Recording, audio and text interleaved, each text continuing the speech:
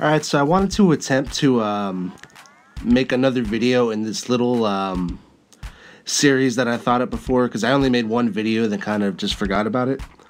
So this time I'm going to open it up and talk about my favorite musical artist as opposed to one genre. This is all genres, so I guess I'll just jump right into it.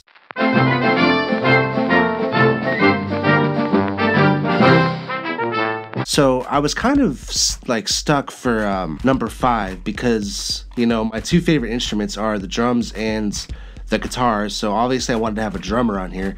But my favorite drummer is actually, I'm not sure if you say Dylan or Dylan, Elise. And I'm putting Danny Carey.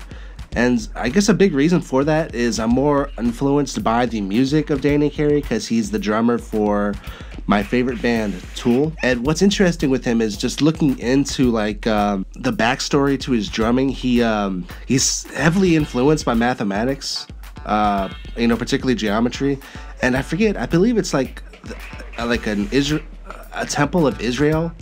Like the entire band went through and looked at like the sacred geometry of the temple and everything. And I can't remember all of that off the top of my head. But it's more than just his drumming. It's his general approach to drums and music itself. So that's why I have him at number 5.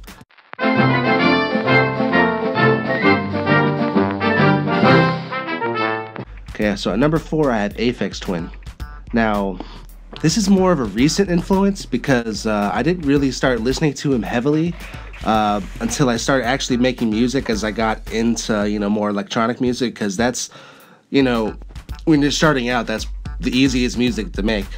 I'm not saying electronic music is simple, but it's like drums. It's easy to make simple things, for lack of a better word. So, now I had listened to him. I was originally introduced to him by his, you know, music videos, Window Licker and Come to Daddy, because they were on the list of like the 2 creepiest music videos, or 2 of the creepiest music videos ever featured at MTV. So I kind of always known about him, but then, you know, I slowly got into him. You know, I heard some of his like stuff off of Drug Use. You know, his piano stuff, which is actually a really bad representation of his broader output. But I got completely obsessed with him when I started making music, and he became like my hero. And still is one of my, you know, I don't want to generalize him as EDM. He's more IDM and ambient music, but, you know, he became just one of my guiding lights, I guess you could say. And I still strive to make music like him.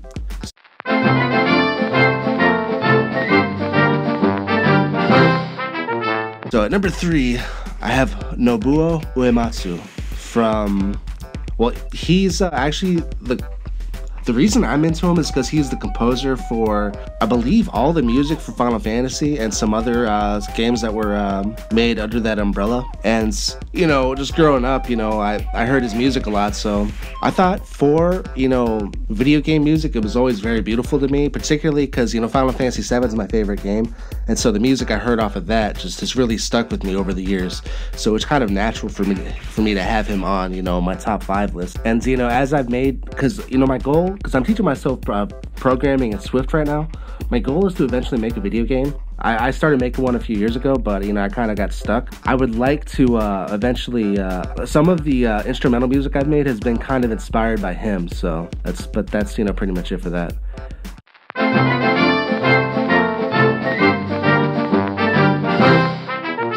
So at number 2, I have to put John Williams, you know, because, yeah, I think a lot more people like him than realize. He did a lot of, you know, the music for Spielberg. His music is the music I would just daydream thinking about when I was on the bus in kindergarten. You know, the music to Hook in particular. But, you know, he also did the music, you know, notably for Star Wars, for Jaws.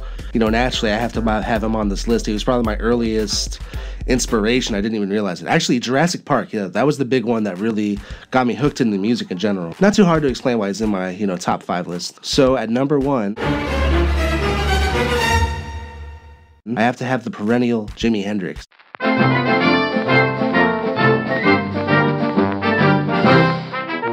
You know, he's the person that got me into guitar, and he's still my favorite guitarist. You know, when I heard the opening lines to Voodoo Child, I remember I spent, you know, like my entire freshman year of high school just trying to figure out how the hell he did that. And eventually I got, you know, a wah pedal and I was able to actually do it. you know, and still to this day, you know, if I'm trying to be like musically inspired or just finding some type of music that will like just get my brain flowing, I always go to Jimi Hendrix. So that's pretty much it. So if you like my video, subscribe. If you like the music, buy it. If you hate me, tell everybody. Out.